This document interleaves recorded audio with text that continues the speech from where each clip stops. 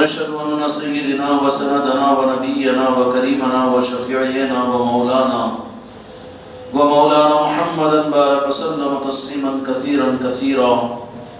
أما بعد فأعوذ بالله من الشيطان الرجيم. بسم الله الرحمن الرحيم.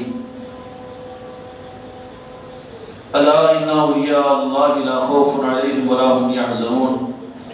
وقال تعالى في عصمته النبي الكريم في الكلام المجيد والفرقان الحميد في شان حبيبه إن الله وملائكته يصلون على النبي يا أيها الذين آمنوا صلوا عليه وسلموا تسليما.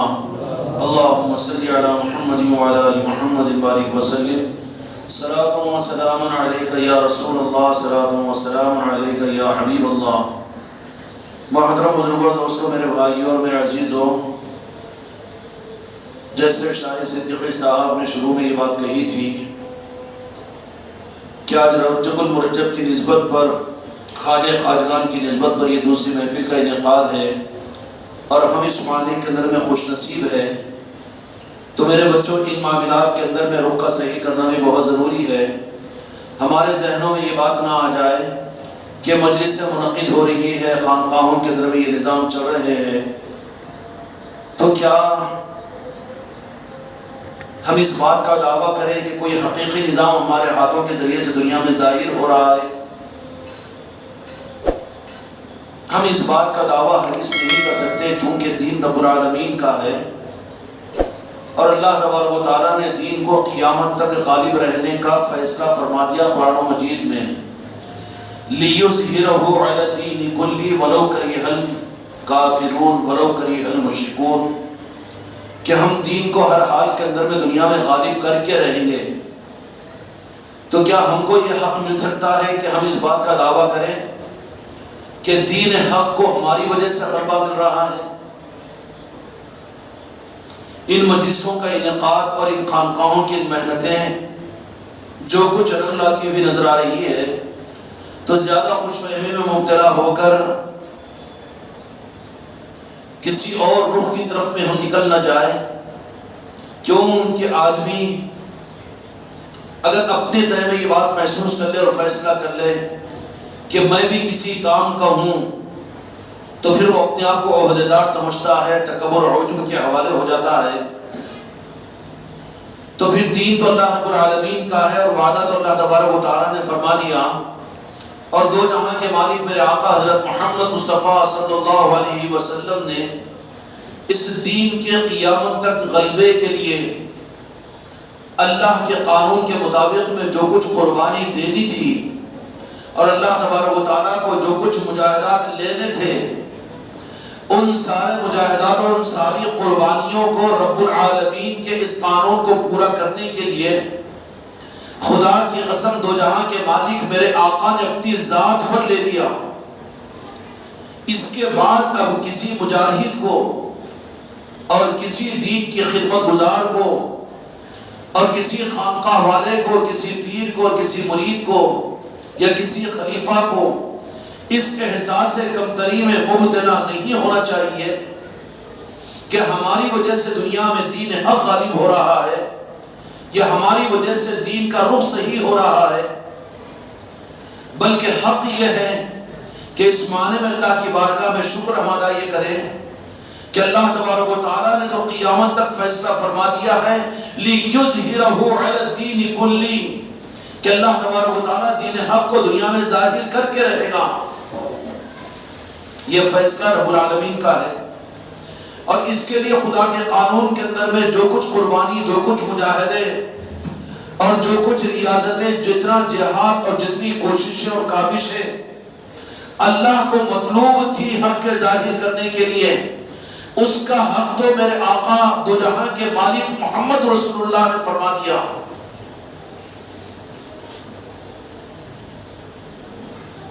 سمجھ میں آئی بات؟ اگر یہ نقطہ سمجھ میں آ جاؤ تو بہت کچھ سمجھ میں آئے گا اور میرے بچوں تمہاری میری حفاظت بھی ہوگی. اس لیے کہ خطرات بڑھ جاتے ہیں اور خطرات کیونکہ چور انہی کے پیچھے رہتے ہیں جن کے پاس میں مال ہوتا ہو، اس لیے ہم زیادہ خوش فہمی میں مبتلا نہیں ہو جانا. کہ اللہ تبارک و تعالیٰ کا فیصلہ تو ہے کہ وہ اپنے دین حق کو دنیا میں ظاہر کر رہے گا، اور اس کا حق جو اپنے محبوب سے رب العالمین کو جو مطلوب تھا وہ اللہ تعالیٰ نے اپنے محبوب کے ذریعے سے وہ لے لیا، اور کتنا لیا، جس کو میرے آقا دو جہاں کے مالک نے ارشاد فرمایا کہ اس دنیا میں، جس کا مفہوم عرض کر رہا ہوں، جس حدیث کو آپ لوگوں نے دوسرے الفاظ میں سنا ہوگا، لیکن یہ الفاظ بھی سن لیجئے مفہوم میں، کہ جتنا یہ دین خدا بندی کے لیے جتنا میں ستایا گیا ہوں دوسرا کوئی نہیں ستایا گیا، اور جتنا جو کچھ میں نے دین کے لیے برداشت کیا ہے وہ اتنا کسی اور نے برداشت نہیں کیا۔ ایک طرف تو انبیاء اکرام علیہ السلام کی وہ قربانیاں وہ مجاہدات ہیں کہ حضرت نوح علیہ السلام 950 برس تک قوم کو سمجھانے پر اس قوم نے پتھروں کو مار کر اتنے کثیر تعداد میں پتھر ہوتے کہ وہ ڈھپ جاتے، اور شام کے ہونے پر حضرت جبرائیل علیہ السلام آ کر اپنے پروں سے ہٹا کر حضرت نوح علیہ السلام کو ان کے جسم میں مبارک پر اپنے پروں کو ملتے، صحت ہو جاتی۔ پھر دوسرے دن اللہ تبارک و تعالیٰ کی بارگاہ میں سوال کرتے ہیں کہ یا رب العالمین میرے لیے کیا خدمت ہے؟ تو رب العالمین پھر یہی حکم دیتے ہیں کہ جس مقصد کے لیے ہم نے تمہیں بھیجا اس مقصد کے لیے پھر نکل جاؤ۔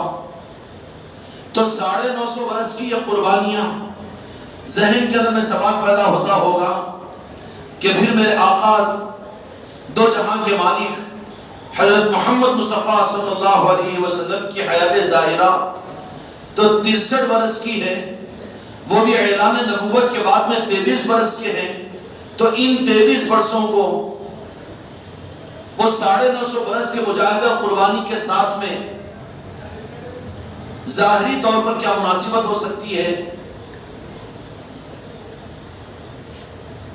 اس کو اگر سمجھنا ہو تو تھوڑا سائنٹیفک طریقے سے سمجھنا پڑے گا، یا بصیرت کو مان کر اس مسئلے کو سمجھنا پڑے گا۔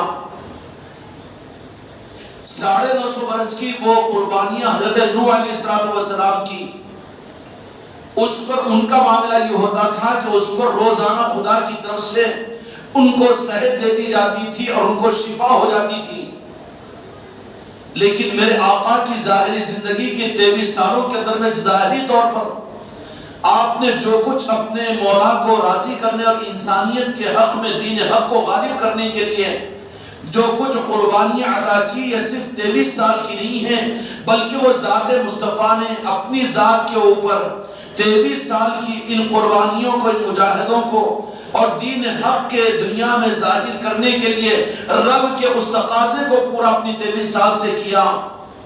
لیکن بات یہ ہے کہ دو جہاں کے مالک کا معاملہ یہ تھا کہ آپ کے اپنے وجود کے ساتھ آپ کا ایک نظام اپنی آل کی صورت میں قیامت تک چلا، اور قیامت تک آپ کی عطرت اور آپ کی اہل بیت چلتی رہے گی اور آل رسول چلتے رہیں گے۔ اور میرے آقا کا معاملہ یہ ہے کہ یہ اپنی ذات سے زیادہ اپنی عطرت سے اور اپنی آل سے محبت رکھنے والے، اور اپنی آل کے ساتھ میں دو جہاں کے مالک کو وہ نسبت اور وہ محبت۔ تو 23 سال میں تو ذات مصطفیٰ کا ظاہری معاملہ، ظاہری زمانہ ختم ہوا، لیکن دین کے معاملات کے اندر میں جو آپ کی آل قیامت تک چلے گی۔ اس لیے ہماری خوش نسبتی یہ ہے کہ اس وقت میں ہم جس ذات کی نسبت پر مجلس کو یہاں پر سجائے ہوئے ہیں وہ آل رسول ہیں، مولا علی کی اولاد ہیں، سیدہ فاطمہ الزہرا کے لال ہیں، اور وہ آل رسول ہے۔ آپ کی بھی قربانی کی نسبت نارین پاک مصطفیٰ سے ہے۔ آپ کا سنجر کو چھوڑنا اور آپ کا مدینہ منورہ جانا اور وہاں سے آپ کا بغداد شریف کو آنا اور آپ کا دوسرے علاقوں کا سفر کرنا، پھر ہندوستان کی طرف میں آنا اور ہندوستان کے اندر میں آپ کا یہ سب کچھ کرنا، اور جو کچھ ہوا ہے اس کو دو جہاں کے مالک نے اپنی ذات کے ساتھ میں نسبت عطا فرما کر رب کی بارگاہ میں اپنے رب العالمین آپ کی آل کی ان ساری قربانیوں کو دو جہاں کے مالک کی قربانی کا لیبل عطا فرما دیتے ہیں۔ اس لیے آل رسول کہا گیا ہے۔ حضرت نوح علیہ السلام کے جسم کی قربانی، وہ قربانی کے اوپر تو روزانہ صحت کا انعام خدا کی طرف سے ان کو مل جاتا تھا، لیکن میرے آقا کی 23 سالہ ظاہری قربانی نہیں ہے، بلکہ آپ کے سامنے آپ کے آل کی قیامت تک آپ کی آل جو آنے والی ہے، اولیاء کی صورت میں ان سب کی قربانیوں کی ایک لمبی تاریخ ہے جو میرے دو جہاں کے مالک کے علم میں لائی گئی۔ تو آپ کی تو وہ قربانیوں کی وہ تاریخ اتنی وسیع ہے جو قیامت تک چلتی رہے گی، اور جتنے آل علی اور اولاد علی قربانیاں دیتے ہوئے چلے جائیں گے، ان اولیاء کو ان قربانیوں کا احساس اتنا نہیں ہوگا جتنا مدینے والوں کو قربانیوں کا احساس ہوگا۔ جبکہ قدرت رب کی ہے کہ بغیر قربانی کے بھی فیصلہ کر سکتے ہیں، لیکن میرے آقا وہاں پر درمیان میں آ جاتے ہیں کہ یا رب العالمین اپنی قدرت کا مظاہرہ مت فرمائیے، بلکہ میں اپنی اولاد کو تیری منشا کے پورا کرنے کے لیے قبول کرتا ہوں۔ رشتوں کی تمثیل کے اعتبار سے اگر جاؤ تو کون باپ چاہتا ہے اپنے بیٹے کو وطن سے بے وطن کرنا؟ کون باپ چاہتا ہے اپنے بیٹے کو بھوک و پیاس کی مصیبتوں میں دیکھنا؟ کون باپ چاہتا ہے کہ اپنے سے بیٹے کو اپنے جدا کر دینا؟ اور کون باپ چاہتا ہے کہ بیٹے کے ساتھ میں کڑی کسیلی کا معاملہ کیا جائے؟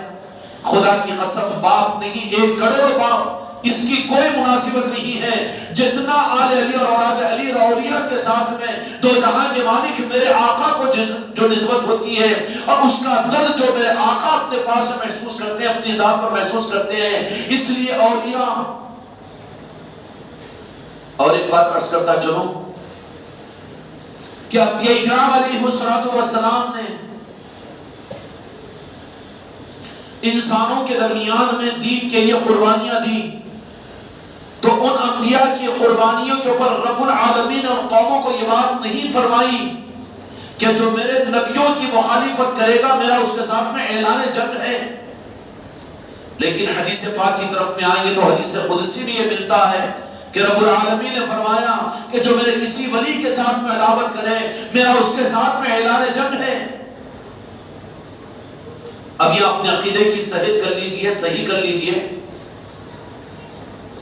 ولی کا مقام نبی سے بڑا ہوا نہیں ہو سکتا نا۔ ولی ہے، صحابی نہیں ہو سکتا تو نبی کہاں سے ہو سکتا ہے؟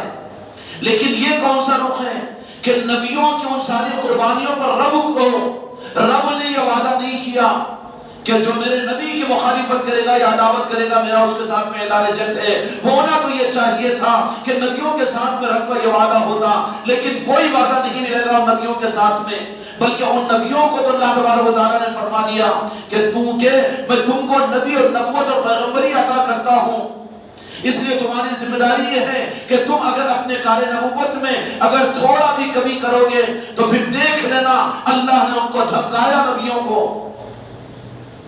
واہ رب العالمین، نبیوں کو تو دھمکائے اور ولیوں کے سر پر تالوں پر تیل ڈالے۔ آ رہی بات سمجھ میں؟ قرآن و حدیث کی بات عرض کر رہا ہوں۔ نبیوں کو تو یہ فرما دیا کہ خبردار اگر تم نے اس کو حق ادا نہیں کیا تو میں تم کو نبیوں کی فہرست سے نکال دوں گا۔ وہاں پر تو نبیوں کے ساتھ میں اللہ تبارک و تعالیٰ کا معاملہ یہ ہے کہ وہاں پر تو دھمکا رہا ہے، وعیدیں نازل کر رہا ہے، اور لیکن یہ کیا وجہ ہے، یہ کون سا مقام ہے، آخر کس وجہ سے یہ مقام حاصل ہوا اولیاء کو، نال رسول کو، کہ یہاں پر تو اولیاء کے ساتھ میں فرما رہا ہے قوموں کو، حدیث کی صورت میں سارے انسانوں کو یہ بات فرما رہی ہے کہ تم اگر میرے کسی دوست اور میرے کسی ولی کے ساتھ میں اگر دشمنی کرو گے تو میرا اعلان جنگ ہے۔ اعلان جنگ خدا کا اولیاء کے ساتھ دشمنی پر، اور ادھر کا معاملہ کہ نبیوں کے ساتھ نبیوں کو قتل کیا گیا اور نبیوں کو آڑوں سے 2 جسم کے 2 ٹکڑے کیے گئے، اور قوموں نے ان کے اوپر ایک دن کے صبح کے حصے میں 4 ہزار نبیوں کو قوموں نے شہید کیا۔ لیکن وہاں پر اللہ تبارک و تعالیٰ اتنا غضبناک ہو کر ان کو، ان کے خلاف میں کرنے والوں کو، ان کے ساتھ دشمنی کرنے والوں کو وعید نہیں سنائی، لیکن بالمقابل کے یہ کون سا آپشن ہے، یہ کون سا رخ ہے؟ آخر اللہ تبارک و تعالیٰ کو اولیاء کے ساتھ میں ہمدردی کی کون سی وجہ ہے؟ اللہ کی بارگاہ میں پوچھیں کہ نبی تو تیرے مقرب تھے، پیغمبر تو تیرے تھے، ہونا تو یہ چاہیے تھا کہ تو ان کے مخالفین کو چیلنج کر دیتا، لیکن وہاں پر تو چیلنج نہیں کیا، بلکہ انبیاء اکرام علیہ السلام کو خود متوجہ فرمایا، اور وہاں پر ان انبیاء اکرام علیہ السلام کو، میں گستاخی نہیں کر رہا ہوں لیکن ایک بات سمجھا رہا ہوں، ہم گستاخ اولیاء نہیں ہو سکتے، تو ہم سے کیا امید رکھتے ہو کہ ہم گستاخ صحابہ ہو؟ ہم گستاخ صحابہ نہیں ہو سکتے ہو تو اے بزنو تو اپنے ذہن کو اور ایمان کو صاف کرو، ہم گستاخ پنجتن پاک کہاں سے ہو سکتے ہیں؟ ہم گستاخ پنجتن پاک نہیں ہو سکتے، تو خدا کی قسم محمد رسول اللہ کے گستاخ ہم کیسے ہو سکتے ہیں؟ میرے بھائیوں اور میرے دوستوں، اس نقطے کو سمجھو تو بہت کچھ سمجھ میں آ جائے گا۔ رب کی بارگاہ میں پوچھو کہ رسول اور نبی تو تیرے پاس ہے مقرب، اور ہمارا عقیدہ اور ایمان یہ ہے کہ تمام ولی مل کر ایک صحابی نہیں بن سکتے، تمام صحابہ مل کر ایک نبی نہیں بن سکتے، وہ یہ مقام اور یہ عظمت انبیاء کی ہے، لیکن ان انبیاء کے بارے میں تو ڈانٹتا ہے اور اولیاء کو تسلی دیتا ہے۔ یہ تسلی کیسا اور وہ تیری ڈانٹ کیسی؟ کیا سوال کبھی رب سے؟ کیوں وجہ سے؟ کس وجہ سے؟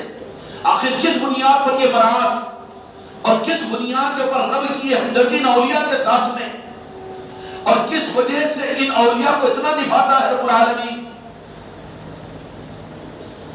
اس کے نبھانے کی ایک وجہ صرف اور صرف واحد وجہ یہ ہے کہ اللہ تبارک و تعالیٰ کے پاس سب سے زیادہ محبت کا مرکز خدا اور رب خود اگر کسی کے محبت میں گرفتار ہے تو وہ میرے آقا محمد رسول اللہ صلی اللہ علیہ وسلم کی ذات ہے، کہ اللہ تبارک و تعالیٰ سب کچھ گوارا کرتا ہے، لیکن اپنے محبوب کا ذرہ سا تھوڑا سا دل کا دکھنا اور تھوڑا سا آپ کی ناگواری کو اس کو برداشت نہیں کرتا۔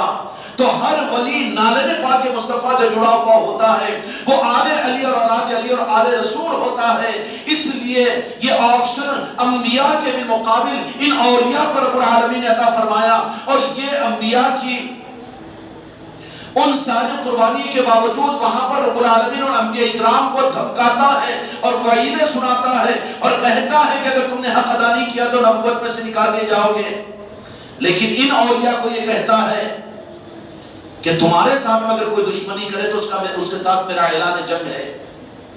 قرآن مجید میں آیتوں پر آیتوں کو نازل کرتا ہے کہ دیکھو یہ میرے محبوب بندے ہیں، وہ میرے دوست ایسے ہیں، الا ان اولیاء اللہ، خبردار بے شک، تاکید کے ساتھ میں بھی اور انسٹرکشن بھی دے رہا ہے کہ خبردار ہو جانا بہت اہم بات ہے، ایزی نہیں لینا۔ آج امت کی گمراہیت کی وجہ صرف اور صرف یہ قرآن کو قرآن مانتی ہے اور حدیث کو حدیث مانتی ہے، لیکن اولیاء کی عظمتوں کو عظمت نہیں مانتی، جس کی وجہ سے یہ امت گمراہ ہو رہی ہے۔ اللہ نے اولیاء کا تذکرہ کیا تو پہلے تو خبردار کیا تھا، کوئی تو وجہ تھی ہوگی رب العالمین کی، الا انا، کہ خبردار بے شک کلیریفیکیشن بھی دے رہا ہے اللہ تعالیٰ کہ میں تصدیق کر رہا ہوں۔ اب اللہ کی تصدیق اولیاء کے بارے میں ہے، اور یہ عبداللہ اولیاء کا انکار کرے تو یہ عبداللہ ہے کہ الی الشیطان ہے۔ سمجھ میں آ رہی بات؟ اولیاء کے نظاموں کا انکار، اولیاء کی ذاتوں کا انکار، اللہ کی بات کا انکار، قرآن پاک کا انکار ہے، اور یہ خطرہ تھا، اس لیے اللہ تبارک و تعالیٰ نے تاکید فرمائی کہ خبردار کہ سن لو، اب تم وہاں سیٹ رائٹ ہو جاؤ، جو بات میں کہنا چاہ رہا ہوں بہت اہم ہے، اچھا بولنا نہ۔ پھر بھی کہہ رہا کہ میں رب ہو کر کہتا ہوں کہ بے شک، ارے تو بول دیتا تو کافی تھا نا، مگر شک کیوں؟ بعد میں شک پیدا کیا جائے گا، تمہارے کانوں میں رس بولا جائے گا، وجہ بن کر آئے گی، ہدایت کے ٹھیکیدار آئیں گے، بڑے لچھے دار باتیں تمہیں کہیں گے، قرآن و حدیث کو سامنے لائیں گے، خطرہ ہے تمہارے لیے، اس کے لیے میں تم کو انسٹرکشن دے رہا ہوں اور میں تصدیق کر رہا ہوں کہ بے شک۔ رب کو کیا مجبوری تھی؟ الا، خبردار۔ اس کے بعد مدعے کو بیان کر دینا چاہیے تھا، ہمارا ایمان تھا، اللہ کی بات کو مانتے تھے، لیکن اس کے باوجود اللہ تعالیٰ کیا کہہ رہا ہے کہ بے شک جو کچھ کہہ رہا ہوں اس میں کوئی شک نہیں ہے، اگر شک کرو گے تو پھر تمہارا رخ مڑ جائے گا۔ کس بات کی طرف میں؟ الا ان اولیاء اللہ لا خوف، کہ وہ میرے دوست ایسے دوست ہیں کہ جن کو پہچان لینا ان کی علامت اور پہچان کے ذریعے سے، لا خوف علیہم ولا هم يحزنون، کہ وہ نہ رنجیدہ ہوں گے نہ ان کو خوف ہوگا۔ اور یہ صفت کس کے اندر میں ملے گی؟ خوف بھی نہیں اور رنجیدہ بھی نہیں، خوف بھی نہیں اور رنجیدہ بھی نہیں۔ رنجیدہ حالات کے آنے پر، پریشانیوں کے مل جانے پر اس پر رنجیدہ و ملول ہوتا ہے آدمی۔ اولیاء کی صفت ہے کہ اس پر مملول بھی نہیں ہوتے اور وہ رنجیدہ بھی نہیں ہوتے۔ لا خوف ولا هم يحزنون، اور وہ حزن والے بھی نہیں ہوتے۔ اور حزن کا مطلب کیا ہوتا ہے کہ آگے ڈر اور خوف کہ آگے زندگی کا کیا ہوگا، آگے بڑھاپے کا کیا ہوگا، آگے کی موت کا کیا ہوگا، آگے کی قبر کا کیا ہوگا، اور آگے کے میدان محشر کا کیا ہوگا۔ یہ خوف بھی ان کو نہیں رہتا، بلکہ وہ تو ہر رخ کے اعتبار سے سپاہی ہوتے ہیں، پہلوان ہوتے ہیں، اپنے آپ کو رب کے حوالے کیے ہوئے ہوتے ہیں، اللہ کے نازمند بندے ہوتے ہیں۔ اور یہ سب ان اولیاء کی ساری شان اور عظمتیں، اور رب بھی ان اولیاء کو اتنا مناتا کیوں ہے؟ کہیں پر تو کہہ رہا ہے رب العالمین کہ میں رب ہونے کے باوجود اگر میرا دیوانہ اگر کسی بات پر قسم کھا لے تو میرے ذمہ واجب ہے کہ اس کی قسم کو پورا کروں۔ کس کے بارے میں فرمایا؟ گستاخی نہیں کر رہا ہوں انبیاء کی، لیکن آپ بتاؤ گے کہ اللہ نے انبیاء کے بارے میں یہ بات فرمائی، لیکن یہ کون سی وہ عصمت ہے، وہ کون سا مقام ہے اولیاء کا کہ رب العالمین یہ بات فرما رہا ہے کہ میرا ایک دیوانہ بندہ بظاہر انسانوں کی نظروں میں وہ کوئی مسلح کا امام نہیں ہے اور بڑا اوپر جھوبا پہنا ہوا صافے بنا ہوا نہیں ہے، بلکہ پراگندہ باد ہے، خوش کھان والا ہے، لیکن ہے وہ میرا۔ اگر وہ کسی بات پر قسم کھا لے تو میرے ذمہ واجب ہے کہ میں اس کی قسم کو پورا کروں گا۔ کیا مطلب؟ کہ میں نے جو لکھا ہے اس کو کاٹ بھی دوں گا، میں اپنے فیصلے کو بھی بدل دوں گا اور میں اپنے ارادے کو بھی بدل دوں گا۔ کون ہوں گے وہ؟ اولیاء ہوں گے، اولیاء۔ کتنی بڑی بدنصیب ہے اولیاء سے اس امت کا کٹ جانا۔ اولیاء سے یہ امت کٹی ہے تو فطروں میں پڑی ہے، اولیاء سے کٹی ہے تو جماعتوں میں بٹی ہے، اولیاء سے کٹی ہے تو مسلکوں میں گھٹی ہے، اولیاء سے کٹی ہے تو دنیا میں پھنسی ہے۔ اس کا واحد راستہ خدا کی قسم امت اور انسانیت کو اولیاء سے جوڑو، اس کے علاوہ کوئی تحریک کام کی نہیں، کوئی جماعت کام کی نہیں، کوئی مسلک کام کا نہیں، تمہاری نسلوں کی ہدایت بھی نہیں مل سکتی اگر اس کو تم نہیں سمجھو گے تو۔ اور یہ نظام رب کا بنایا ہوا ہے، کسی صدی کا، کسی مبلغ کا، کسی مجدد کا، کسی مصنف کا، کسی پیر کا بنایا ہوا نظام نہیں ہے، یہ رب کا اور رب کائنات کا بنایا ہوا نظام ہے۔ واہ اولیاء تمہاری عصمت، یا غریب نواز تمہاری عصمت پر لاکھوں سلام کہ رب یوں کہہ رہا ہے، رب یہ کہہ رہا ہے۔ دنیا کے اندر میں اولیاء کا نام جب آئے گا تو اگر ایمان سلامت ہے تو غوث و خواجہ کو تو ولایت کی فہرست سے نہیں نکال نہیں سکتے نا، ماننا پڑے گا۔ کوئی بھی نہیں نکال سکے آج تک، جن کو اگر اسلام کا لیبل ملا وہ تو اس کے انکار نہیں، باقی دوسرے معاملات کے اندر میں چھوڑ ہوگا۔ لیکن بھئی غریب نواز کون ہے؟ نہیں، اللہ کے ولی ہیں، بولیں گے نا۔ غوث الاعظم کون ہے؟ اللہ کے ولی ہے، کوئی انکار نہیں کر سکا۔ حتیٰ کہ وہ ہمارا ایک بچہ بھی 1.5 مہینہ پہلے مجھ کو ایک کلپ بتایا تھا، وہ کون ہے؟ مکے میں اچھل کر جو بیچارہ توصیف الرحمان کوئی ہے نا، اہل حدیث کا بیچارہ مبلغ، ہاں قرآن اور حدیث، قرآن و حدیث، اس کا بھی ایک کلپ یہ تھا کہ وہ کارنامہ سلطان الہند خواجہ قاجگان کا، ارے بلوا لیتے ہیں کیونکہ زبانیں ان کے اختیار میں ہیں۔ اس نے کہا، توصیف الرحمان نے، پوری دنیا کی یوٹیوب کے اوپر ہے، بچے مجھے بتایا توصیف الرحمان کا وہ کلپ، میں نے کہا واہ خواجہ خواجگان، زبانوں میں تو چلتی ہے تمہاری۔ ہاں اس نے بھی یہ کہا، قرآن و حدیث کے دلائل کے ساتھ میں جو کاٹنے کے لیے استعمال ہو رہا ہے اس کی زبان سے اس نے یہ اقرار کیا کہ کیا کہ جو کارنامہ سلطان الہند کا ہے وہ کارنامہ کسی دوسرے کا نہیں ہو سکتا، کہ ایک سفر اجمیر سے دہلی تک کا ہوا تو 90 لاکھ لوگوں کو ایمان انہوں نے عطا کر دیا۔ تاریخ میں کہیں پر یہ نہیں مل سکتا، یہ خدمتیں ان کی رہی ہے، اقرار کرنا پڑا۔ تو سلطان الہند کا معاملہ، ہماری خوش قسمتی یہ ہے کہ خدا نے سارے راستوں کی گمراہیتوں سے نکال کر ہم کو اس راستے پر ڈال دیا اور اس چوکھٹ پر پہنچا دیا کہ جہاں پر دنیا کے لاکھوں اولیاء اپنے ماتھے کو ٹیکتے ہیں اور ولایت کو حاصل کرتے ہیں۔ تو یہ اولیاء کا یہ مقام رب العالمین کے پاس میں، انبیاء اکرام علیہ السلام کے ساتھ میں، اور بالمقابل ان اولیاء اکرام کے ساتھ میں یہ معاملہ اللہ تبارک و تعالیٰ کا، تو یہ اللہ کی ہمدردی ان اولیاء کے ساتھ میں کیوں ہوگی؟ اس کی وجہ یہ ہوگی کہ ہر ولی اپنی ذات کے اعتبار سے وہ نالے پاک مصطفیٰ سے جڑا ہوا ہوتا ہے، اور نالے پاک مصطفیٰ، ذات مصطفیٰ اس اپنے بچے پر 24 گھنٹے اور گھنٹے کے ہر سیکنڈ پر نظر رکھے ہوئے ہوتے ہیں۔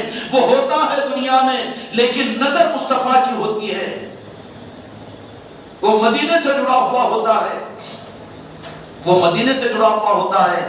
تو بولو نوح علیہ السلام کی وہ قربانی تو 950 برس کے بعد میں ختم ہو گئی، اور نوح علیہ السلام بڑے میاں بھی اپنی قبر مبارک کے اندر بڑی بہترین آرام کر رہے ہوں گے، لیکن میرے آقا کی یہ قربانی کہ آج بھی دنیا کے کسی کونے کے اندر میں کسی ولی کو برا بولا جاتا ہے تو راس مدینے والوں کے دل پر اس کا اثر ہوتا ہے۔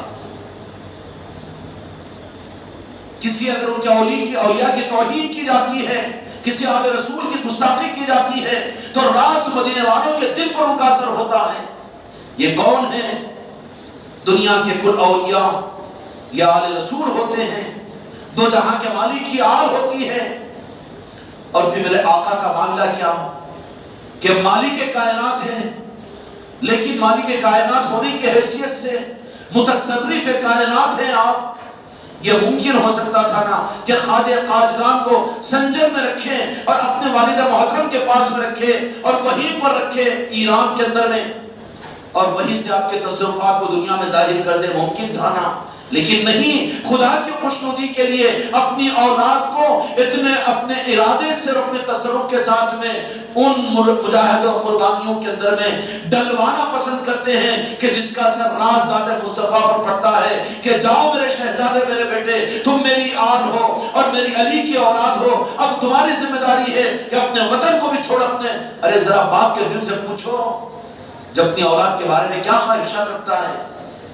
یہ تو میرے آقا کا قلب مبارک ہے جو اپنی اولاد کو ایک ایک ولی کو دنیا کے اندر بھیجتا ہے، اور وہ اولیاء کے ساتھ میں دنیا میں جو کچھ کیا جاتا ہے، یہ تکلیف کا 950 برس کی تکلیف ہلکی ہے، یہ قیامت تک کے ہزاروں لاکھوں برس کی تکلیفیں جو میرے آقا اپنے قلب مبارک پر اپنی آل کی تکلیفوں کو اپنی تکلیف بنا کر جو محسوس کرتے ہیں، یہ تکلیف بڑی کہ وہ تکلیف بڑی۔ اس لیے یہ اولیاء وہ اولیاء ہوتے ہیں۔ اسی لیے رب العالمین یہ بات فرماتا ہے کہ کیا فرماتا ہے کہ میرے محبوب تم میرے محبوب ہو، اور تمہارے دل کو تکلیف تمہاری آل میں تمہارے کسی ولی کو ہوتی ہے تو میرے محبوب تم فکر نہیں کرنا، بلکہ ان سے میں نمٹتا ہوں۔ سمجھ میں آئی ہے حدیث؟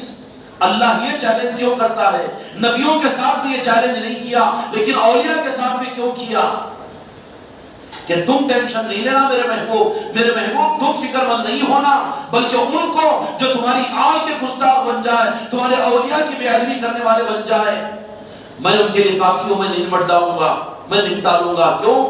کہ سب سے پہلے اپنی دی ہوئی ایمان کی نعمت کو چھین لوں گا، نفاق سے ان کے سینے کو بھر دوں گا، دنیا کی محبت میں ڈال دوں گا، اور اپنے دین کو بیچ کر دنیا کمانے والے ہوں گے۔ اس عذاب میں ان کو دنیا میں مبتلا کر دوں گا جو اولیاء کے ساتھ میں عداوت کریں گے، اولیاء کے ساتھ دشمنی کریں گے۔ اور یہ اولیاء کا اعزاز اس لیے ہوتا ہے کہ وہ نالے پاک مصطفیٰ دو جہاں کے مالک کی اولاد ہوتی ہے، آل ہوتی ہے، اور ہر ولی مصطفیٰ کا نور نظر ہوتے ہیں، اور ان کی عداوت پر، ان کی تکلیف پر دو جہاں کے مالک اپنی ذات پر تکلیف محسوس کرتے ہیں۔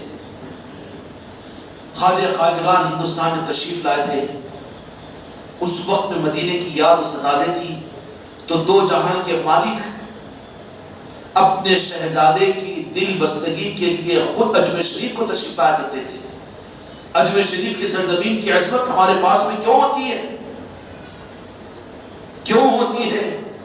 اس لیے کہ وہاں پر قدم مبارک مصطفی پاک پڑے ہیں، لاکھوں کروڑوں اولیاء اس سرزمین پر آتے اور آتے رہتے ہیں. پڑھے ہیں یہی بات نہیں، بلکہ اجمیر کی سرزمین اور آستانہ غریب نواز تو وہ غریب نواز ہے کہ جہاں پر مدینے والوں کی نگاہ کرم اور نگاہ رحمت کوئی لمحے کے لیے منقطع نہیں ہوتی. اس لیے اجمیر کی عظمت ہے ہمارے پاس میں، اس لیے ہم اجمیر شریف کہتے ہیں. مگر غلیظوں کو یہ بھی کھٹکتا ہے شریف کیوں؟ غلیظوں کو کھٹکے گا نا کہ شریف لوگوں کو تو شریف لفظ اچھا لگتا ہے، اسی کو عنوان بناتے ہیں. تو کیوں؟ اس کی عظمت کی وجہ کیا ہے؟ ہماری عظمتوں کی بنیاد قرآن و حدیث ہے. ہماری عقیدتوں کی بنیاد خامخواہ کے اندھی عقیدتیں نہیں ہیں، بلکہ اس کی اصل وجوہات ہوا کرتی ہے کہ جو صرف علم سے نہیں بلکہ عین الیقین کے درجے پر ہوتا ہے. اور حق الیقین کے درجے پر ہم اپنی اثر کی آنکھوں سے بھی ان چیزوں کو دیکھتے ہیں اور حق الیقین کی صورت میں ہم اپنے عقیدے کو بھی بناتے ہیں. اس لیے خانقاہ محمدی کے اندر میں جو کچھ بھی نظام چلتے ہیں، یہ صرف یہاں کے نظاموں کے معاملات میں یہ نہیں سمجھ لینا کہ اندھی عقیدت مندی ہے، تقلید ہے، یا یہ ہے افراد و تفریض ہے. یہ باتیں یہاں پر نہیں ہوتی، بلکہ یہاں پر یہاں کے جو چیزیں یہاں پر ہوتی ہے اس کی وجہ کچھ نہ کچھ مشاہدات ہوتے ہیں اور اس کے بنیاد میں قرآن و حدیث کے دلائل ہوتے ہیں. حق ہوتا ہے جس کی بنیاد کے اوپر یہاں پر ایک نظام قائم کیا جاتا ہے. تو سلطان الہند خواجہ خواجگان خواجہ معین الدین چشتی اجمیری رحمۃ الرضوان، اب یہ تو ثابت ہو گیا کہ اللہ تبارک و تعالیٰ نے ثابت فرما دیا، کوئی انسان بھی انکار نہیں کر سکتا کہ ولی کامل اور اولیاء کے اندر میں ایک امامت والی شان رکھنے والی ذات سلطان الہند خواجہ خواجگان خواجہ معین الدین چشتی اجمیری رحمۃ اللہ علیہ کی ہے. جو بھی سمجھ میں آ گیا، یہ تو ماننا پڑے گا. جو نہ مانے وہ تو پاگل ہے، بے وقوف ہے.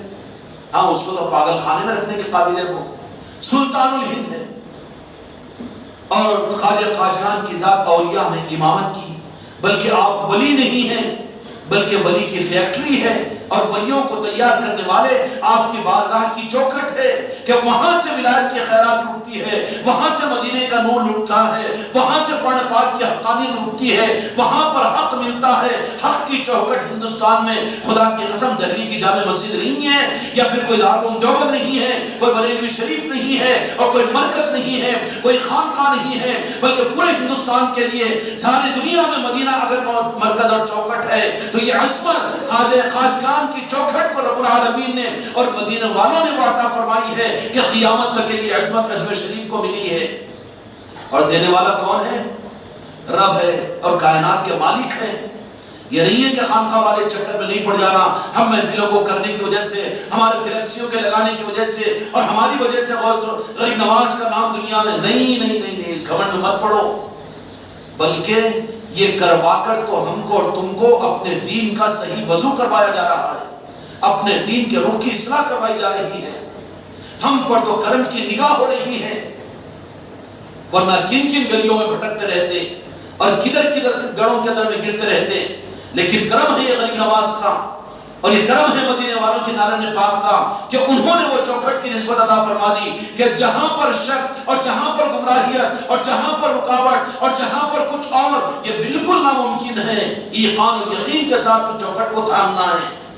اور یہ عظمت غریب نواز کی چوکھٹ کو کن لوگوں نے دی؟ مریدین نے، یا مصنفین نے، مفسرین نے، یا دنیا کی تحریک اور جماعتوں نے، یا خانقاہوں نے؟ خدا کی قسم خواجہ خواجگان عطا رسول ہند الولی رحمت الرضوان کو جو کچھ عظمت ملی ہے کائنات کے بننے سے پہلے ملی ہے، اور دو جہاں کے مالک مصطفی کائنات نے عطا فرمائی ہے اور رب العالمین نے عطا فرمائی ہے. کیوں؟ اور تھوڑا سا اوپر اگر جاؤ تو یہ بات سمجھ میں آ جائے گی. اللہ تبارک و تعالیٰ نے جب زمین کو بنانے کا ارادہ فرمایا تو سب سے پہلے جہاں پر آج مکہ مکرمہ ہے وہاں سے زمین کو کھینچنا شروع کیا اور زمین کو پانی پر پھیلایا نا. اس کے بعد میں پوری زمین پھیلی. یقینی بات ہے کہ وہ زمانے کے اندر میں جو زمین پھیلی تو سب سے پہلے تو کعبہ مکہ مکرمہ کے بعد یہ زمین کے پھیلنے کا یہ خطہ جو قرار دیا گیا وہ ہندوستان تھا. اب یہ اسٹیج بنا دیا گیا. اور زمین کو رب نے کیوں بنایا؟ زمین کو بنانے کا رب کا مقصد یہ تھا کہ یہاں پر اللہ تبارک و تعالیٰ اپنے خلیفہ کو حضرت آدم علیہ السلام کو بھیجنا مقصود تھا. اور حضرت آدم علیہ السلام کون ہیں؟ جنت میں رہنے والے ہیں، اللہ کے نبی ہیں، برگزیدہ رسول ہیں. سمجھ میں آ رہی بات؟ جنتی ہیں، جنتی بنے نہیں بلکہ جنت میں رہنے والے جنت کے واسی ہیں. اور جنت کا گرین سرٹیفکیٹ حضرت آدم علیہ السلام کو تھا. اب جب زمین کو بنایا تو وہاں پر خدا کی مشیت کے اعتبار سے جس اسٹیج کے اوپر خدا پاک نے سب سے پہلے جنتی اپنے کسی جنتی کو رونق افروز فرمانے کا ارادہ فرمایا اور کہیں پر بھیجنے کا ارادہ فرمایا تو تھا تو مکہ مکرمہ بھی، مدینہ منورہ بھی تھا، بغداد شریف بھی تھا کہ نہیں تھا؟ لیکن کہاں پر بھیجا؟ ہندوستان کے اندر میں بھیجا. کب؟ مکہ اور مکہ مکرمہ کی اور مدینہ طیبہ کی عظمتوں کے اظہار سے پہلے جس زمین کے خطے کو عظمت خدا کی رب کی بارگاہ سے عرش سے ملی ہے وہ حصہ ہندوستان ہے. ہندوستان کا وہ سری لنکا سرندیپ کا علاقہ ہے کہ جہاں پر رب العالمین نے اس دنیا میں جنتی آدمی کو بھیجا ہے. جو سب سے پہلے قدم آدم پڑے ہیں وہ اس ہندوستان کی سرزمین پر پڑے ہیں. اور جو خوشبو، کیونکہ جنت میں رہنے کی وجہ سے حضرت آدم علیہ السلام میں خوشبو تھی، نورانی تھے، جنتی تھے، جنت میں جنت کی غذا کھانے والے، وہاں پر تو کوئی بدبو کا سوال نہیں، خدا کا دیدار اپنی آنکھوں سے کرنے والے، نورانی وجود کو سب سے پہلے سرزمین کے اوپر جہاں پر بھیجا اور جہاں کی سرزمین نے اللہ کے عرش کی نورانیت کو سب سے پہلے جذب کیا وہ کوئی اور دنیا کا حصہ نہیں. مکے کی عظمت اپنی جگہ ہے اور سارے مقامات کی عظمت اپنی جگہ ہے، لیکن وہ ہندوستان کی سرزمین تھی کہ رب العالمین نے اس زمین کو منتخب فرما کر اپنے محبوب کو حضرت آدم علیہ السلام کو، محبوب کے جد اعلیٰ کو اس سرزمین کے اوپر قدم رنجا فرمایا اور نورانی قدموں کو سب سے پہلے استقبال کرنے والی زمین. اور وہ کون سا ملک تھا؟ وہ ملک ہندوستان تھا. تو خواجہ خواجگان کو اس ملک کا مالک بنانے کا انتظام تو زمین کے بننے سے پہلے تھا. سمجھ میں آ رہی ہے سلطان الہند کا معاملہ؟ انتظام تو حضرت آدم علیہ السلام سے پہلے ہو رہا ہے. اتنی تفصیل میں جانے کا وقت نہیں ہے لیکن مختصر عرض کرتا چلوں کہ اب جب اس ملک کے اندر میں حضرت آدم علیہ السلام کے قدم مبارک کو بھیج دیا گیا اور وہ جنت کے ساری نورانیتیں اور عظمتیں اور ساری خوشبوئیں جب ہندوستان کی سرزمین نے جذب کر لیا، جذب کرنے کے بعد نے پھر اس کو زرخیز بنا دیا. کیا بنا دیا؟ قبولیت کا، روحانیت کا زرخیز علاقہ. ساری زمین کے خطے پر ہندوستان ہے بھی، رہے گا بھی، پہلے بھی تھا.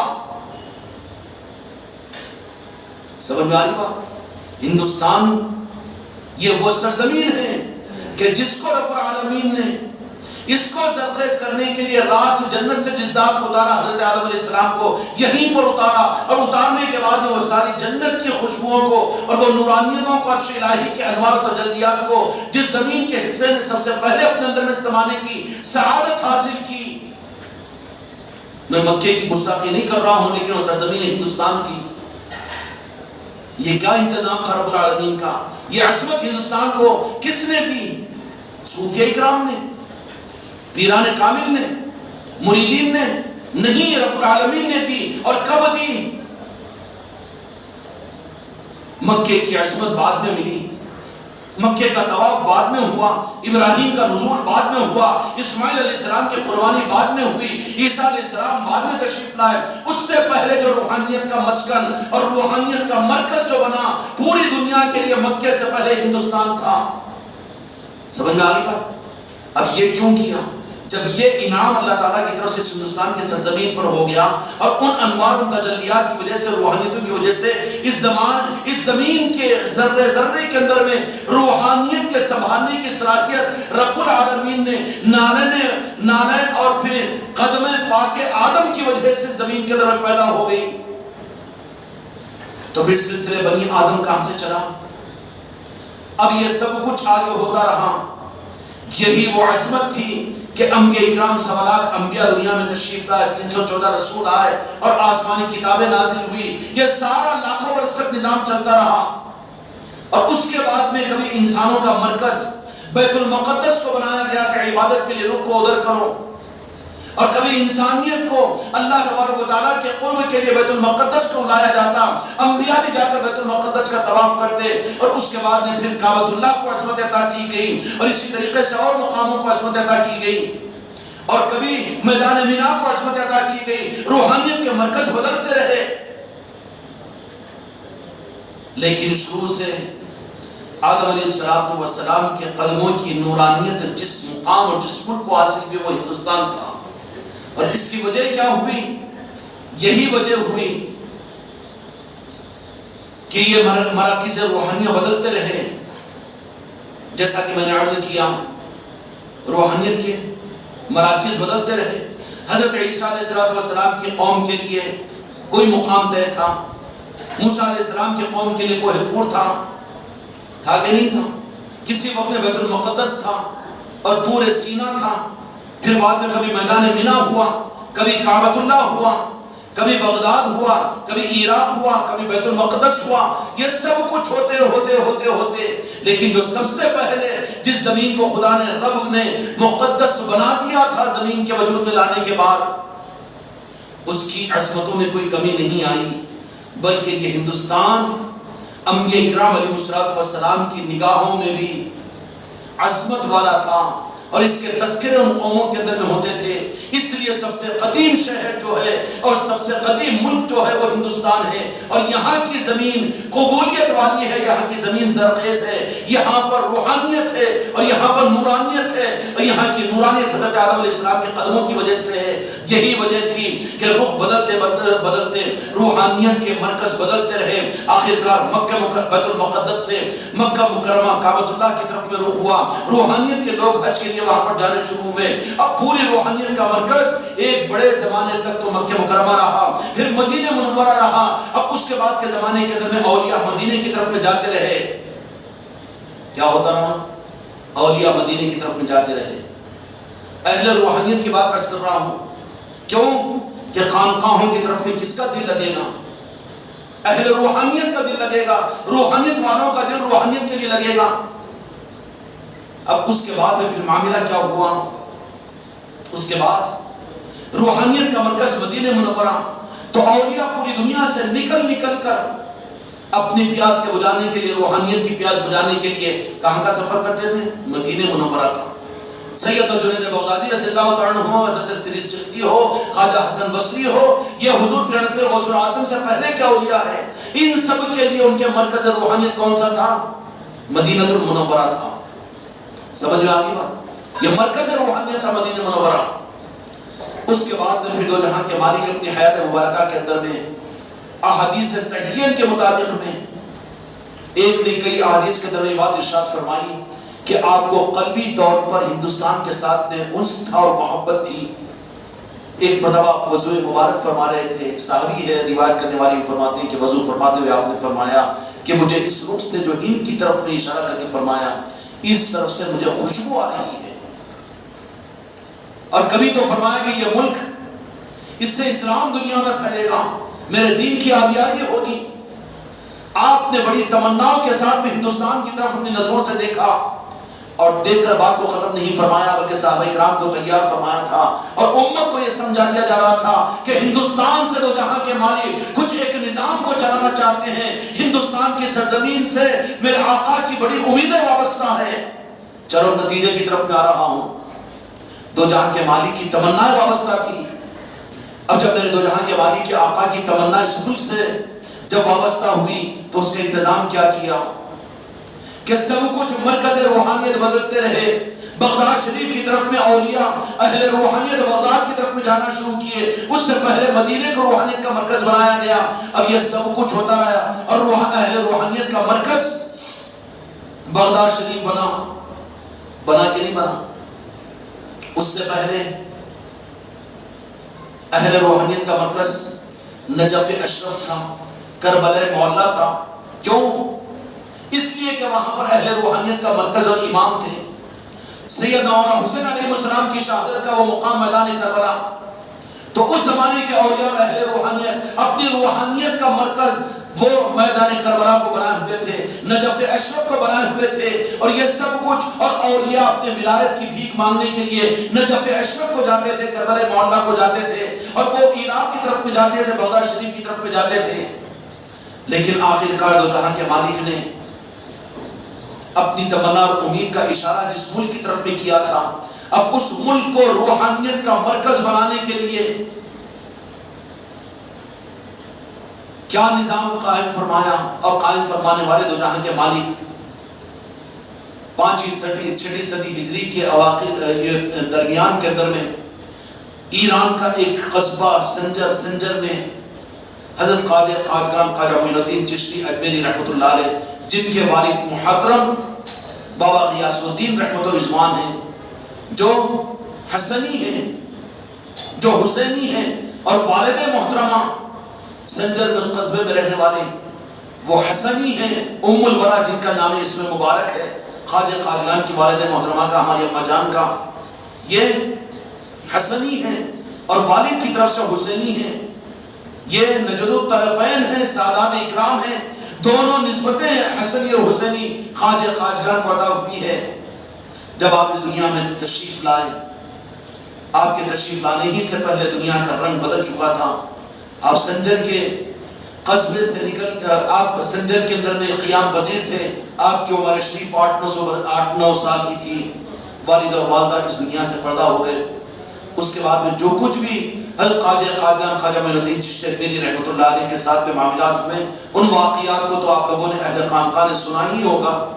لیکن اس کے بعد اب آپ کو حکم یہ ہوا کہ دنیا کی بے رغبتی کو اختیار کر کے آپ نے علاقے سنجر کو چھوڑا اور پھر خراسان کے جنگلوں میں نکل گئے، اور علم دین کو حاصل کرنے کے بعد میں پھر وہ اندر کی پیاس کے بجھانے کے لیے آپ نے کسی پیر کامل کی تلاش کرنی شروع کی.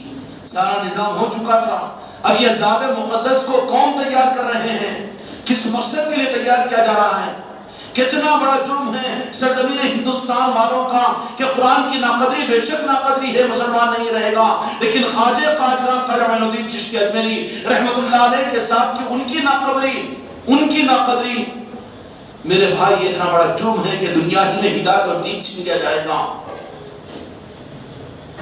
وہاں سے نکل کر خراسان کی طرف میں طلب صدق کے ساتھ میں پیر کامل کو ڈھونڈتے ہوئے نیشاپور کے علاقے میں پہنچے، بغداد کے علاقے کے اندر میں. وہاں پر معلوم کیا کہ کوئی پیر کامل ہے، تو اشارہ ہوا کہ ہاں یہاں نیشاپور کے قریب ہرون ایک قصبہ ہے، وہاں پر ایک رہتے ہیں پیر، ان کی خانقاہ چلتی ہے. جب اس خانقاہ کی طرف میں آپ نے نیشاپور کے اس قصبے ہرون کی طرف میں تشریف لے گئے، خواجہ عثمان ہرونی رحمۃ اللہ علیہ کو دو جہاں کے مالک حضرت محمد مصطفیٰ صلی اللہ علیہ وسلم بشارت میں ارشاد فرمایا کہ میرا لال، میرا شہزادہ آ رہا ہے، تمہاری خدمت میں بھیج رہا ہوں. خواجہ عثمان ہرونی رحمۃ اللہ علیہ کھڑے ہو کر استقبال کیا، بستی کے باہر نکلے اور قاجگان خواجہ معین الدین چشتی اجمیری رحمۃ الرضوان کو استقبال کیا. اور ایک روایت کے مطابق میں کہ بغداد میں سیدنا جنید بغدادی رضی اللہ تعالیٰ عنہ کی مسجد میں خواجہ عثمان ہرونی رحمۃ اللہ علیہ بیٹھے ہوئے تھے. خواجہ قاجگان خواجہ معین الدین چشتی اجمیری رحمۃ الرضوان پہنچے.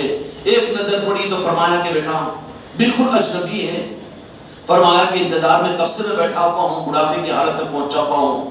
کہا کہ آ جاؤ، سارا مجمع پریشان ہے. کہا کہ اب اس وقت میں تم کو نوازنے کا وقت قریب ہے، تم بھیجے گئے ہو دو جہاں کے مالک کی طرف سے. کہا کہ 1100 مرتبہ سورہ اخلاص پڑھو، نفل پڑھو، اور پھر کچھ معاملات کروایا. اور اسی مسجد جنیدیہ کے اندر میں بٹھا کر خواجہ قاجگان خواجہ معین الدین چشتی اجمیری رحمۃ الرضوان کو خواجہ عثمان ہرونی رحمۃ اللہ علیہ نے معاملات سارے پورے ہو گئے. اس کے بعد میں آگے ہاتھ میں ہاتھ لیا اور بیعت فرمائی. بیعت فرمانے کے بعد میں پھر مسجد کے صحن میں تشریف لائے اور لا کر فرمایا کہ معین الدین آسمانوں کی طرف اپنے سر کو اٹھاؤ. کون ہے خواجہ قاجگان کی ذات؟ اندھی عقیدتوں کی بنیاد پر ہمارا عقیدہ نہیں ہوتا. حقائق کی بنیاد پر عقیدہ ہو تو عقیدے کی بنیاد پر تو مر مٹ جانا چاہیے. آسمانوں کی طرف میں سر اٹھائیے. خواجہ قاجگان نے جیسے ہی سر کو اٹھایا تو پوچھا کہ کیا دکھ رہا ہے؟ تو کہا کہ عرش الہی تک کو میں اپنی نظروں سے دیکھ رہا ہوں میرے پیر و مرشد. کہا کہ الحمدللہ. اس کے بعد فرمایا کہ زمین کی طرف میں دیکھو معین الدین، جیسے خواجہ عثمان ہرونی پیر کامل نے کہا کہ زمین کی طرف میں دیکھو، تو جب نیچے نظر مبارک کی خواجہ خواجگان نے تو خواجہ عثمان ہرونی رحمۃ اللہ علیہ نے پوچھا کہ کیا دکھ رہا ہے؟ تو فرمایا کہ تحیۃ الثری تک زمین کے ساتھ طبق میں دیکھ رہا ہوں۔ کہا کہ بات بن گئی ہے، کام بن گیا ہے۔ اس کے بعد خواجہ عثمان ہرونی رحمۃ اللہ علیہ نے بٹھایا، اور پھر بٹھانے کے بعد میں وہ 4 طور کی ٹوپی بھی عنایت فرمائی اور وہ صافہ اور مسلح بھی عطا فرمایا، اور اپنی ایک قبلیہ مبارک نکال کر جو خواجہ عثمان ہرونی رحمۃ اللہ علیہ استعمال کرتے تھے وہ حضرت خواجہ خواجگان کو عطا فرما دیا کہ یہ میری امانت ہے جو میرے بزرگوں کے ذریعے سے مجھ تک پہنچی ہے۔ اب ان چیزوں کو لے کر خواجہ عثمان ہرونی رحمۃ اللہ علیہ کے پاس سے رخصت ہوئے، اور پھر کعبۃ اللہ کو تشریف لے گئے، وہاں پر حج ہوا، پھر واپس ہوئے۔ کہا کہ کعبۃ اللہ کی طرف میں گئے، مدینہ پاک کی طرف گئے، لیکن اندر میں جو پیاس تھی اس پیاس کو بجھانے کے لیے اب کہیں پر دل نہیں لگ رہا ہے۔ دل یار میں گم ہوں، یار دل میں ہے کہ دل میں یار ہے۔ راہ عشق کچھ عجب ہے، یہاں کی کارستانیاں کچھ الگ ہوتی ہے۔ یہاں پر قانون شریعت کو لا کر گمراہ نہیں ہونا کہ حج کو چھوڑ کر، مدینے کو چھوڑ کر، مکے کو چھوڑ کر پھر پیر کے قدموں میں آ کر پڑ جانا، یہ کون سی پیر پرستی ہے؟ تجھے معلوم نہیں ہے نا، راستہ ہی نہیں معلوم تو کم از کم صحیح لوگوں سے معلوم کر۔ تیرا سابقہ تو دھوکے بازوں سے پڑا ہے تو تیرا معاملہ وہ ہو گیا ہے۔ پوچھ خواجہ خواجگان سے۔ اچھا میں کہہ رہا ہوں دھوکے باز تو تم لوگ ناراض ہو جائیں گے نا؟ نہیں، ایمانداری سے بتاؤ کتنے دینی ڈیجسٹر تم پڑھے ہو ابھی تک؟ کتنی تعلیمات سنائی جاتی ہیں، کتنے کتابوں کا ایڈورٹائزمنٹ کیا جاتا ہے، لیکن بالمقابل اس کے خواجہ خواجگان کی کتابوں اور ان کے لٹریچروں کا کوئی اظہار کہیں پر ہوتا ہے؟ کسی مسجد میں غوث خواجہ کی تعلیمات کا کوئی تعلیمات کا نظام ہوتا ہے؟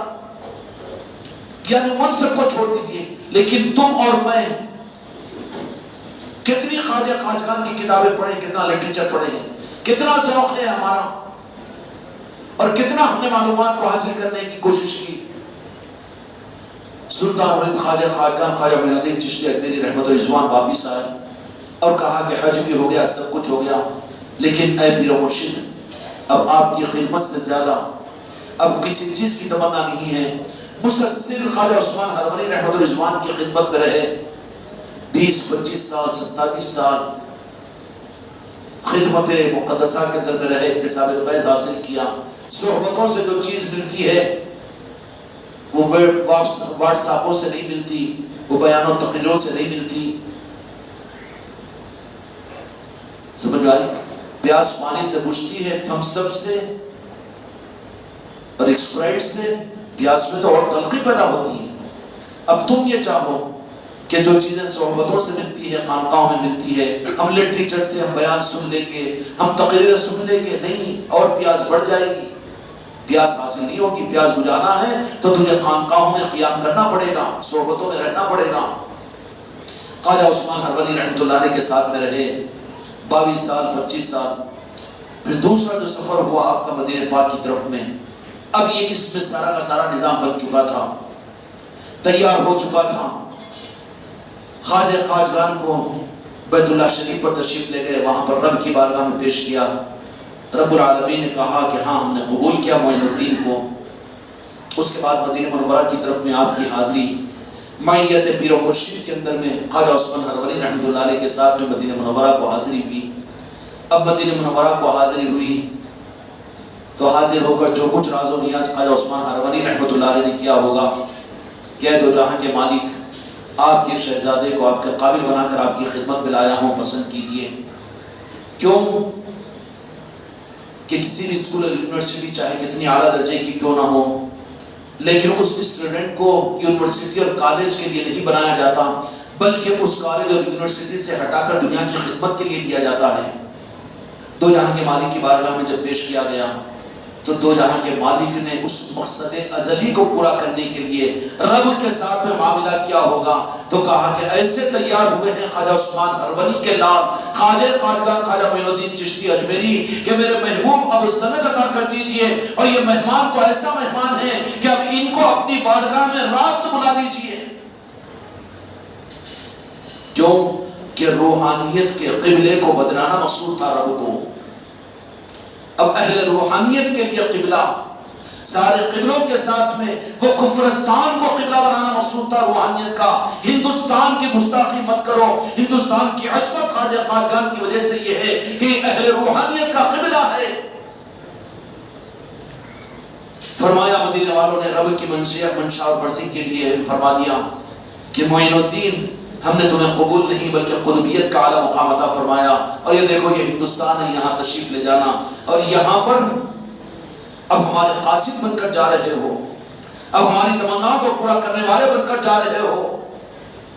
کا مطلب قاصد کا مطلب قائم مقام کیوں ہوتا ہے نا. بے مثل کے مثل ہدایت پر لاکھوں سلام. میرے آقا کی ذات تو الگ ہے لیکن تمثیلاً میں عرض کر رہا ہوں سرزمین ہندوستان کو روحانیت کا مرکز بنانے کے لیے جیسے مکے کی وادیوں کے اندر میں اور مدینے کی نخلاؤں کے اندر میں دو جہاں کے مالک اور رب العالمین نے بھیجا تھا, انہی عصمتوں کے ساتھ میں انہی عصمتوں کو روحانیتوں کے تصرفات کو دے کر سلطان الہند خواجہ قاجگان کو, میرے آقا خواجہ قاجگان کو اس ملک ہندوستان کی طرف میں بھیجا.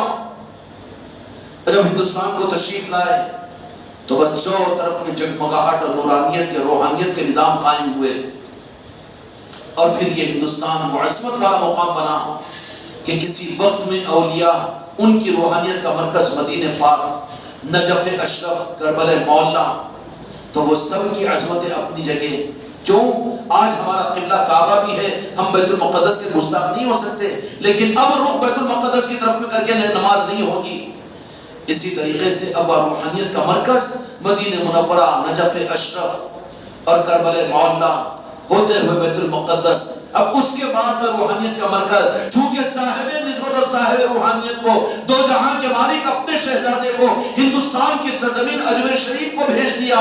ہم خوش قسمت ہے کہ ہم ہندوستانی ہیں, ہمیں ناز ہے اس لیے کہ ہندوستان میں اجمیر شریف ہے. اب یہاں جب تشریف لائے تو پھر دنیا کے اولیاء جو آقا کے ساتھ میں جڑے ہوئے ہوتے ہیں دو جہاں کے مالک کے ساتھ میں. کیوں کہ جدھر کو آقا کا رجحان ادھر کو تو ان کے چاہنے والوں کا رجحان ہوگا. اس لیے جب خواجہ قاجگان ہندوستان کو تشریف لائے اور اجمیر کی چوکی کو قائم فرمایا اور روحانیت کے مرکز اور کعبے اور قبلے کو قائم فرمایا تو اب پوری دنیا سے اولیاء نکل کر ہندوستان کا سفر کیا اور ہندوستان کی طرف سے آنے لگے. اور آج بھی ہندوستان دوسرا پہلے روحانیت کا کعبہ ہے. کیا ہے کعبے کا مطلب؟ وہ کعبے کا بدل نہیں ہے, بے وقوف ہے. ارے خطا لکھنے والے لکھتے دینا چاہیے والد کو والد قبلہ و کعبہ, وہاں اعتراض نہیں کرتے, فتویٰ نہیں دیتے. اب یہاں پر اگر اجمیر شریف کو کعبہ اگر کہا جائے, قبلہ کہا جائے, بدہضمی ہوگی, کھٹے ڈکارا آتی ہے, اس کو ایسیڈیٹی ہوگی, کریں گے کیا؟ اب اس کو تو ذرا باہر رکھو مجمع کے دور, کیونکہ وہ بدبو پھیلا دے گا اگر قریب آئے گا تو. بدبو سے دور رہو, بدبو والے کو بھی دور رکھو. خواجہ قاجگان کی ذات اب مرکز روحانیت بن کر ہندوستان میں چمکی اور دمکی. تو پھر وہ منش مصطفیٰ کو پورا کیا اور ہندوستان کو وہ عظمت ملی کہ ہر زمانے کے اندر میں اہل کتاب نے ہندوستان کو, اگر وہ تاریخ اگر عرض کروں تو تم تو اپنی انگلیوں کو دانتوں میں رکھ لو گے. اہل کتاب ہندوستان کی عظمت کو جانتے ہیں لیکن مسلمان غافل ہے ہندوستان کی عظمت سے. یہ ہندوستان کی عظمت کو یہ اپنے مدرسوں, اپنی جماعتوں اور اپنے مولویوں اور ملاؤں کی وجہ سے جانتا ہے. ارے ان کی کیا ہے, وہ تو چاکر ہے اور وہ تو غلام ہے میرے خواجہ قاجگان کے. لیکن اس ہندوستان کو عظمت جو ملی ہے وہ خواجہ قاجگان کی وجہ سے ملی ہے. اور اولیاء کی روحانیت کا مرکز ہندوستان اس لیے بنا کہ یہاں پر خواجہ قاجگان تشریف لائے. اور جب تشریف لائے تو پھر دو جہاں کے مالک میرے آقا نے جو کچھ وہ بات فرمائی تھی کہ مجھے ہندوستان کی طرف سے خوشبو آ رہی ہے, تو خوشبو کا مطلب کیا ہوگا کہ اب روحانیت کا قبلہ جو بنا ہے وہ ہندوستان اور اجمیر شریف ہے. اب پورے دین کو اور دین کی روحانیت کے نظام کو پوری دنیا میں سپلائی کرنے کا نظام اس اجمیر کی چوکھٹ سے دنیا میں چلا ہے. اس لیے چشتی رنگ یہ خوشبو والا رنگ ہے, چشتی سلسلہ یہ بہشتی ہے, یہ جنت کو تقسیم کرنے والا, جنت کے نظاموں کو لے کر چلنے والا نظام ہے. سمجھ میں آ رہی بات؟ اور یہ عظمت رب نے دی ہے, مصطفیٰ نے دی ہے, پنجتن پاک نے عطا کی ہے. اور یہ سب کچھ اس لیے ہوا ہے کہ دو جہاں کے مالک کے ساتھ میں اولیاء اکرام کو ایک ایک ولی کی نسبت دو جہاں کے مالک کے ساتھ میں اس درجے میں ہوتی ہے کہ یہ انبیاء کی دلیل قرآن سے اور آسمانی کتابوں سے ہوتی تھی. سمجھ میں آئی؟ انبیاء اور رسولوں کی دلیل کہ اللہ تعالیٰ قرآن کے ذریعے سے یا پھر آسمانی کتابوں کے ذریعے سے تصدیق کرواتا تھا کہ یہ ہمارے نبی اور یہ ہمارے رسول ہے. دیکھیں میرے آقا دو جہاں کے مالک کی تصدیق جو ہوگی نا، شاہدات اور دلائل کے اندر میں اولیاء کی ذاتیں ہیں. میرے آقا کے شواہدات جو ہوتے ہیں وہ اولیاء سے ہوتے ہیں. ان کو دیکھ کر مدینے والے اور ان کو دیکھ کر پہچانے جاتے ہیں مدینے والے. وہ گمراہیت اور اندھیروں کے درمیان چراغ کے مانند ہوتے ہیں. جہاں بیٹھتے ہیں علی والے وہیں پر گلشن کھلا بیٹھتے ہیں، وہیں پر چراغ جلا بیٹھتے ہیں. انہی کا وہ تصرف ہوتا ہے کہ جنگلوں میں بیٹھتے ہیں تو وہیں پر وہ مرکز کو بنا کر اسلام کے روشن چراغ بن جا کر دنیا کو روشنی پہچانا شروع کر دیتے ہیں. ورنہ عادل آباد کی سرزمین کو کون پہچانتا؟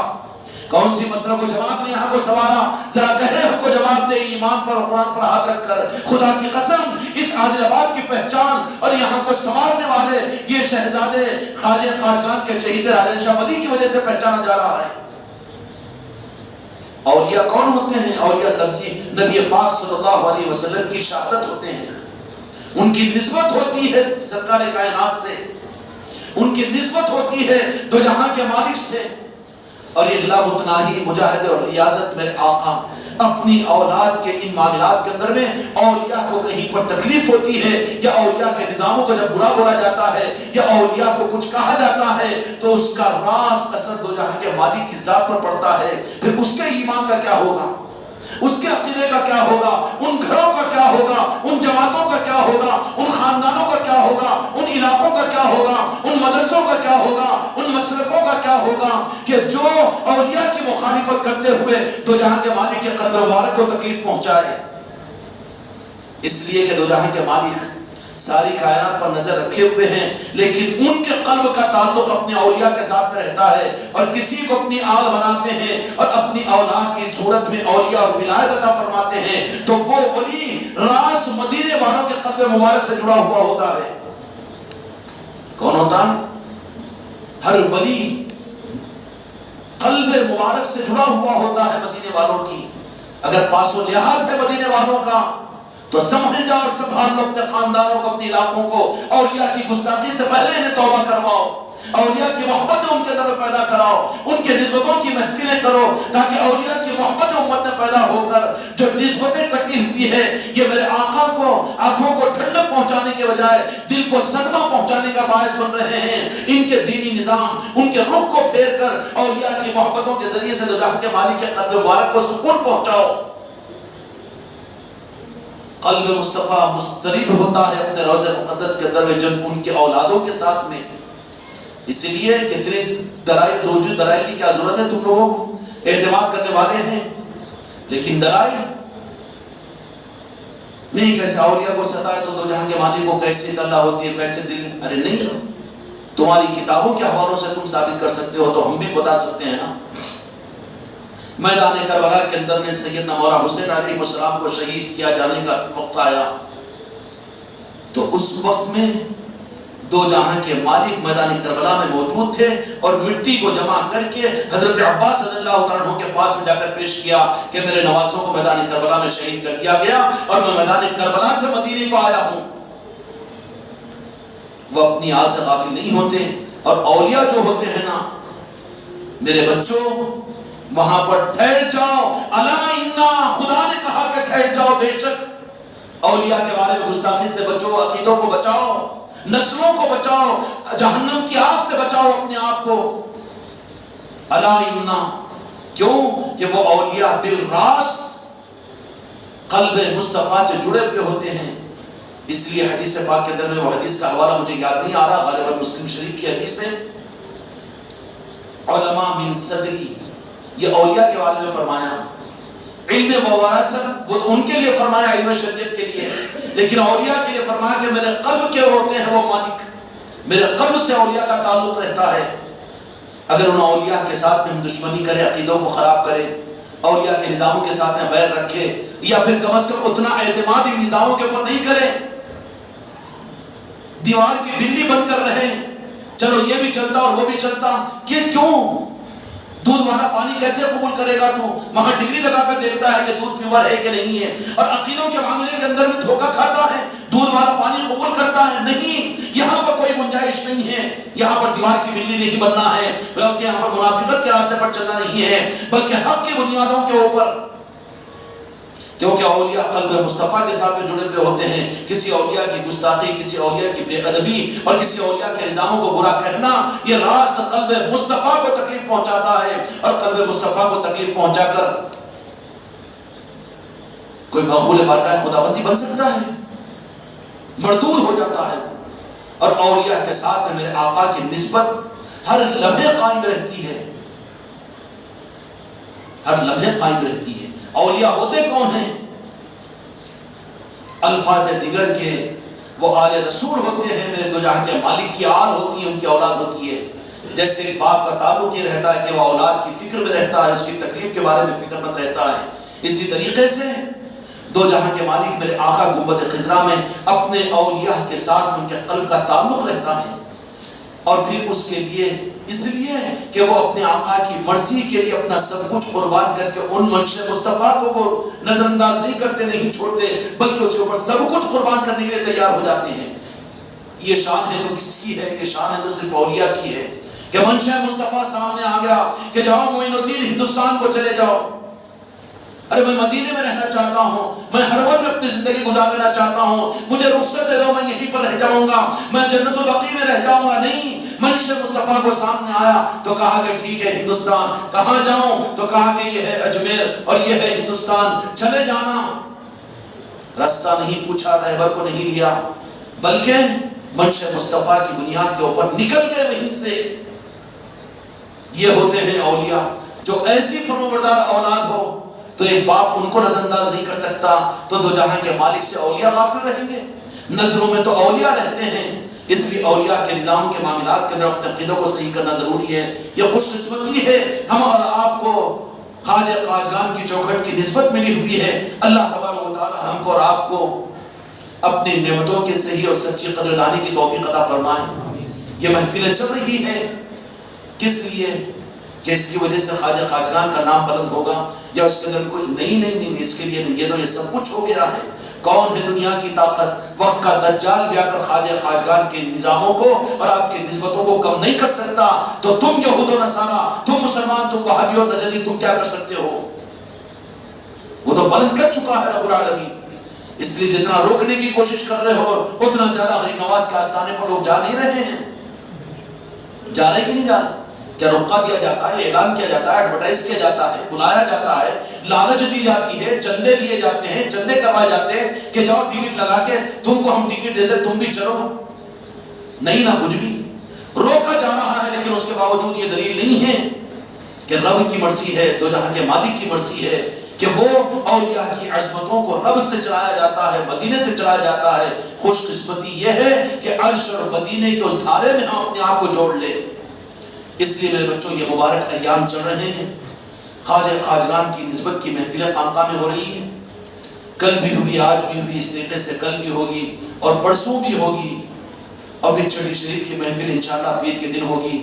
وہ دن تو ہمارا بھکاریوں کے خیرات مانگنے کا اور صدا لگانے کا دن ہوگا۔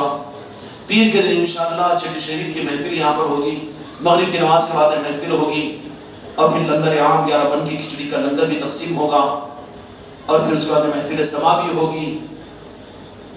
2 4 10 20 25 50 فقیر تو فقیر، لیکن دور دور سے آنے والے یہ فقیر ایک جگہ جمع ہو جائے تو دنیا کے سخی بھی خیرات کو دیے بغیر نہیں رہ سکتے۔ جب اتنے منتے خواجہ گان کی محبت کی نسبت پر یہاں پر جمع ہو جائے تو خدا کی قسم خواجہ قاجگان کی نگاہ تو ہر ایک کو ملے گی۔ اس لیے اس کی تیاریاں بھی کرو، اس کی قبولیت کی دعا بھی کرو۔ اللہ تعالیٰ ہمیں سے کسی کو محروم نہ فرمائے اور ہم سب کو بھی یہ قبولیت عطا فرمائے۔ بحق لا الہ الا اللہ